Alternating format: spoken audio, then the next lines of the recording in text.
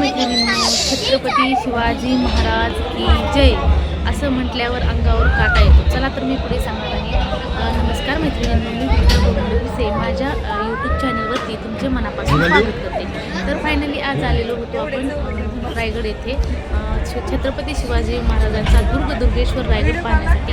तर आम्ही पलीकडच्या साईडने गेलो होतो. तिथे नो पार्किंगचा बोर्ड होता. तिथे चक्क लिहिलेलं होतं की मार्ग बंद आहे जाण्याच्यावरती. म्हणून आम्ही ठरवलं की आता आपल्याला रायगड तर पाहायचं आहे. मग आपण रोपवेची मदतीने वर जाऊ शकतो. पण रोपवेमध्ये बसला छान वाटलं. जयघोष केला मध्ये बसल्या छत्रपती शिवाजी महाराज की जय म्हणून. आणि मनाला कुठेतरी धगधग वाटत होतं, भीती पण वाटत होती. पण एक मनामध्ये विचार केला की शिवरायांनी त्यावेळेस आपल्यासाठी, मराठ्यांसाठी, सगळ्या इतर जाती धर्मांसाठी जो मोठं बलिदान दिलेलं आहे किंवा एवढे गड किल्ले जिंकलेले आहेत, तर ते त्यांनी असं भीतीने जिंकलेले नाहीत. कुठंतरी शूरवीर होऊन त्यांनी ह्या सर्व गोष्टी केलेल्या आहेत. तर मग आपल्याला भीती वाटण्याचं काहीच कारण नाही. मग पुन्हा आपल्या मनामध्ये एक उमेद निर्माण झाली की जे होईल ते होईल, आगे देखील होत आहे का.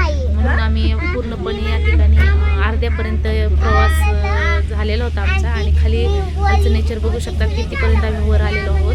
आणि खरंच खूप भारी वाटलं. आणि हा होता गॅलरीमधला व्हिडिओ. तर माझ्या गॅलरीमध्ये होता सेव, तो म्हटला आता टाकावा. तर इकडे बघू शकतात किती सुंदर नजारा होता. आणि जिथे जिथे छोटे छोटे असे वॉटरफॉल होते ते देखील मी या ठिकाणी शूट केलेला आहे. सगळा रायगड हा जणू काही हिरवं लुगडं नेसल्याप्रमाणे हिरवंगार असं वातावरण झालं होतं. आणि त्यावेळेसच्या मावळ्यांना सुद्धा आपला खरंच मानाचा मुजरा की अशा प्रकारे ह्यावेळेस म्हणजे इथून घोडे घेऊन जाणं वगैरे हे टास्क म्हणजे काय तुम्हाला सोपे वाटले का, तर खूप हार्ड होते. तर बघू शकतात अशा पद्धतीने त्यांनी देखील स्वतःचे बलिदान या ठिकाणी दिलेले आहे. पण छत्रपती शिवाजी महाराजांना असे वेगवेगळ्या प्रकारचे किल्ले जिंकण्यामध्ये मावळ्यांचा सुद्धा मोलाचा खर्च वाटला.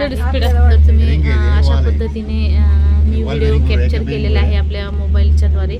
तर पूर्णपणे आता आपण निम्म्याच्या वर आलेलो आहोत. आणि मग जाण्यापूर्वी आम्हाला नंतर वरती रायगड सर्व फिरून घेतला मी. तो देखील व्हिडिओ मी दुसऱ्या व्हिडिओमध्ये टाकलेला आहे. तो व्हिडिओ पाहून घ्या. आणि हा फक्त रोपवेचा प्रवास आम्ही या ठिकाणी घेतलेला आहे. आणि नंतर आम्हाला वरती गेल्यावर सगळं पाहिल्याच्या नंतर समजलं की आता दरवाजे उघडलेले आहेत. तर मग पावसामुळे बंद केलेले होते दरवाजे. तर मग आम्ही आता म्हटलं काही होऊ जा, किती पण उशीर होऊ जा, आपल्याला पायऱ्यानेच खाली चालत जायचं आहे. मग आम्ही आमचे तिकीट जे होते ते वाटसरूंना देऊन टाकले.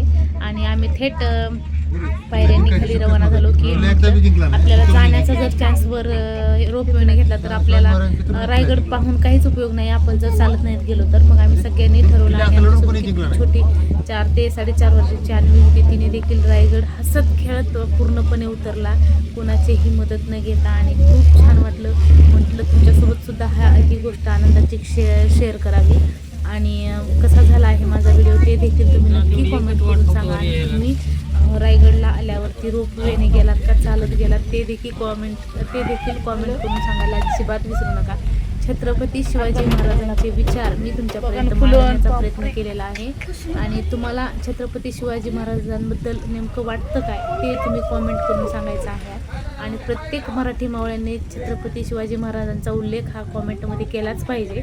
आणि माझा हा माहितीपूर्ण व्हिडिओ तुम्हाला कसा वाटला ते देखील या व्हिडिओच्या माध्यमातून कॉमेंटच्या माध्यमातून तुम्ही मला सांगू शकता.